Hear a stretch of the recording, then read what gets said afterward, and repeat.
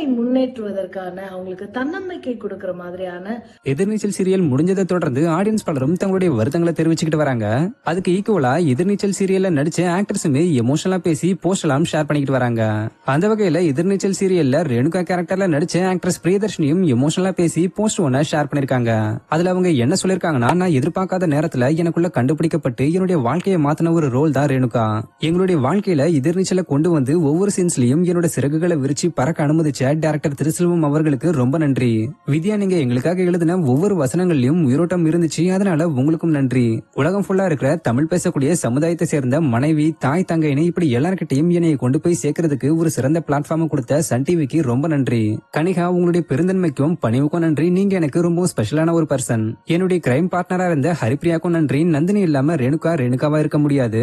On ஸ்கிரீன்லயும் சரி of ஸ்கிரீன்லயும் சரி நீ எனக்கு எப்பவும் ஸ்பெஷல் தான். ஒரு கனிவான மற்றும் அன்பான பார்ட்னரா இருந்ததுக்கு நன்றி கமலேஷ்.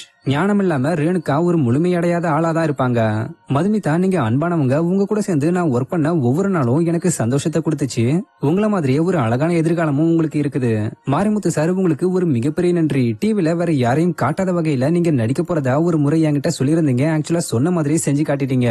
எனக்கு இந்த குடும்பம் இப்படி இருக்கிறதுக்கு முக்கியமான காரணம் நீங்க தான். சோ நீங்க என்னைக்குமே எங்களுடைய இதயங்கள்ல வாழ்வீங்க. இப்படி ஆக்ட்ரஸ் பிரியதர்ஷினி கூட நடிச்ச ஒர்க் பண்ண எல்லா ஆட்களுக்கும் நன்றி சொல்லிட்டு கடைசியா எல்லாத்துக்கும் மேல நான் ரேணுகாவா இருந்தப்ப என்னை பார்த்து எனக்கு எழுதி என்னை சந்திச்சு என்னை கொண்டாடி எனக்காக அழுது என் கூடவே எழுத ஒவ்வொரு ஆட்களுக்கும் நன்றி சொல்லிக்கிறேன். கனத்த இதயத்தோட கடைசியா ஒரு முறை ரேணுகாவா நான் உங்ககிட்ட இருந்து விடைபெறுறேன். திரும்பவும் நாம ஒருத்தரை மீட் பண்ணுவோம்னு நம்புறேன். ரேணுகாக்கு நன்றி. எப்பவும் நான் உன்னை லவ் பண்ணுவேன்னு ரொம்ப எமோஷனலா பேசி முடிச்சிருக்காங்க.